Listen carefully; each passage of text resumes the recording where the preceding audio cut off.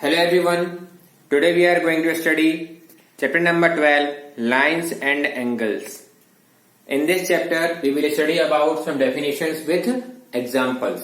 क्योंकि एक theoretical chapter है ये, जिसमें आपको मोस्टली डेफिनेशंस ही हैं, उसके अलावा केवल एग्जांपल्स के बेस पर कुछ एक्सरसाइजेस दी हुई हैं जो आप इजीली सॉल्व कर सकते हैं यदि आपको डेफिनेशंस क्लियर हो गई हैं तो डेफिनेशंस कौन कौन सी आएंगी? सबसे पहले आती डेफिनेशन पॉइंट की.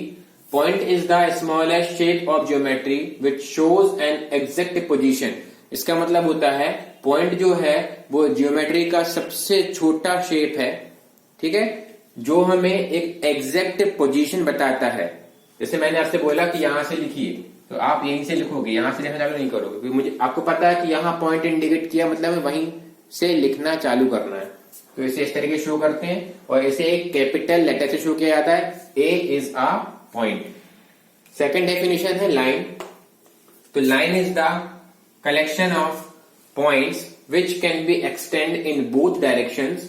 It has indefinite length. इसका मतलब है लाइन जो है वो छोटे छोटे पॉइंट्स को मिलाकर लाइन बनाई गई है. लाइन पॉइंट्स का ये कलेक्शन होता है, ठीक है, जिससे हम दोनों ही डायरेक्शंस में कम भी कर सकते हैं और बढ़ा भी कर सकते हैं, ठीक है, मतलब बढ़ा सकते हैं और कम भी कर सकते हैं. It has indefinite length. इसकी कोई फिक्स लेंथ नहीं होती है, इसलिए लाइन के दोनों तरफ आप देखिए एरो बने हुए हैं. तो ए बी क्या है? ए बी एक लाइन है और एरो ये इंडिकेट करते हैं कि इन्हें हम बढ़ा भी सकते हैं और कम भी कर सकते हैं. नेक्स्ट डेफिनेशन जो है वो है line segment. It is a part of line. Line segment जो है वो लाइन का ही एक पार्ट है. It has a starting point and a and point.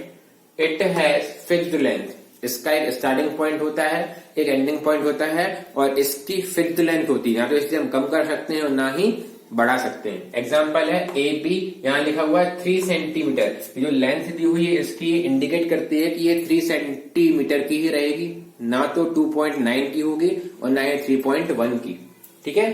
It is line segment, ठीक है. इसलिए इसके दोनों तरफ देखिए पॉइंट बना हुआ है, एरो नहीं है. फिर आता है ray. It has one starting point but no end point. It has indefinite length. Ray जो है इसमें स्टार्टिंग पॉइंट तो होता है, मतलब इसका एक इनिशियल पॉइंट तो होगा, लेकिन इसका कोई एंड पॉइंट नहीं होगा.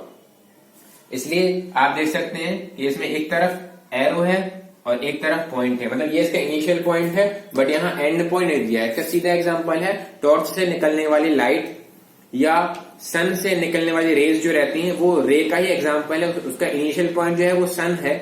बल्ब से निकलने वाली लाइट जो है उसका इनिशियल पॉइंट है बल्ब, लेकिन वो एंड कहां हो रही है, उसका एंडिंग पॉइंट नहीं है, दैट इज रे, ठीक है. तो ए बी इज अ रे. It has indefinite length. इसकी डेफिनिट लेंथ नहीं होती है, इसकी फिक्स्ड लेंथ नहीं होती है, इसकी लेंथ इनडेफिनिट होती है.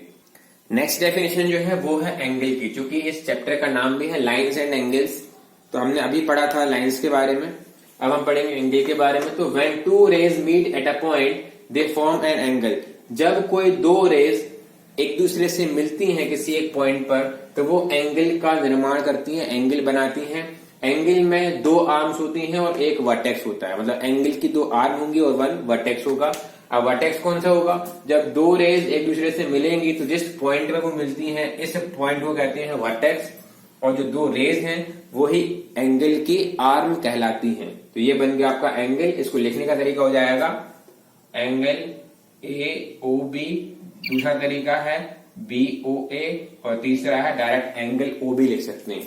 तो 3 तरीके से हम नाम लिख सकते हैं. ध्यान रखना जो वर्टेक्स रहेगा वो एंगल के नेम में हमेशा बीच में रहेगा, मिडिल में रहेगा. ए ओ बी, बी ओ ए और एंगल ओ अकेला. अब पढ़ना है एंगल्स के टाइप्स. टाइप्स ऑफ एंगल्स में सबसे पहले आता है आपका जीरो एंगल. जीरो एंगल मतलब जिस एंगल की वैल्यू 0 डिग्री हो उस एंगल को हम 0 डिग्री एंगल कहेंगे, जीरो एंगल कहेंगे. फिर आता है एक्यूट एंगल. एक्यूट एंगल की वैल्यू क्या होती है? More than 0 degree and less than 90 degree. मतलब 0 डिग्री से बड़े और 90 डिग्री से छोटे एंगल्स को हम एक्यूट एंगल बोलेंगे. मींस 1 डिग्री से लेकर 89 डिग्री तक के सारे एंगल्स एक्यूट एंगल्स हैं. फिर राइट एंगल. राइट एंगल की वैल्यू होती है इक्वल टू 90 डिग्री. मीन जिस एंगल की वैल्यू 90 डिग्री के बराबर हो उसे एक्यूट राइट एंगल बोलेंगे. फिर आता है ऑब्ट्यूस एंगल. ऑब्ट्यूस एंगल मतलब more than 90 degree but less than 180. मतलब ऑब्ट्यूस एंगल वो एंगल्स होते हैं जिनकी वैल्यू 90 डिग्री से बड़ी हो और 180 डिग्री से छोटी हो. मींस 91 से लेके 179 डिग्री तक के सारे एंगल्स ऑब्ट्यूज एंगल कहलाएंगे। फिर आता है स्ट्रेट एंगल। स्ट्रेट एंगल की वैल्यू होती है 180 डिग्री। जो एंगल 180 डिग्री का होता है उसे कहते हैं स्ट्रेट एंगल। फिर है रिफ्लेक्स एंगल। जिस एंगल की वैल्यू 180 से ज्यादा और 360 से कम हो उसे हम कहते हैं रिफ्लेक्स एंगल। मींस 181 से लेके 359 तक के सारे एंगल्स रिफ्लेक्स एंगल्स होते हैं। और फिर है complete angle equal to 360। Means जिस एंगल की वैल्यू 360 डिग्री होती है उसे हम क्या बोलेंगे, कंप्लीट एंगल बोलेंगे। अब कंप्लीट एंगल मींस इसका सीधा एग्जांपल है सर्किल। सर्किल जो है वो एक कंप्लीट एंगल का परफेक्ट एग्जांपल है। उस स्ट्रेट एंगल जो रहता है एक सीधी लाइन जो खींची होती है that is called straight angle.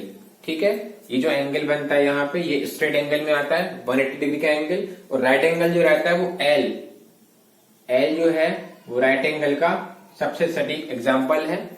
ठीक है, तो ये आप 3 एंगल याद रख सकते हैं कि स्ट्रेट एंगल मींस सीधी line, right angle means L बने और कंप्लीट एंगल मींस 0 डिग्री मतलब 360 डिग्री मतलब ओ बने। ठीक है ना, तो ये थे आपके टाइप्स ऑफ एंगल्स। अब एंगल्स को बनाने के लिए कौन सा इंस्ट्रूमेंट यूज करते हैं? एंगल्स को बनाने के लिए आप प्रोटेक्टर का यूज करोगे। प्रोटेक्टर दिखता कैसे है समझ लेते हैं। इस तरफ का शेप रहता है प्रोटेक्टर का, मुझसे परफेक्टली ड्राइंग नहीं बनी है, ठीक है, ध्यान रखिएगा। जिसमें आपको दोनों तरफ डिग्रीज देंगी, यहां भी लेंगे 0 से लेकर 180 तक के और यहां से भी 0 से लेकर 180 तक के। अब एंगल्स ड्रॉ कैसे करना है वो ध्यान रखना है। एंगल ड्रॉ करने के सबसे पहले क्या करेंगे, एक रे बना लेंगे।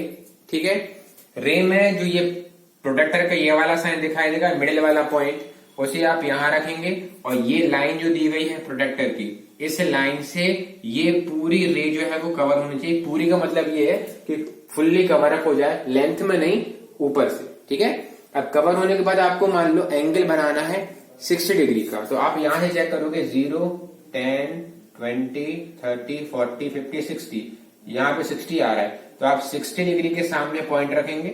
यहाँ 60 के सामने पॉइंट रखा और इसे इस पॉइंट से मिला देंगे। ये जो आपका एंगल बनेगा ये बन जाएगा 60 डिग्री का एंगल। इसे आप नाम दे सकते हैं ए बी सी। तो एंगल ए बी सी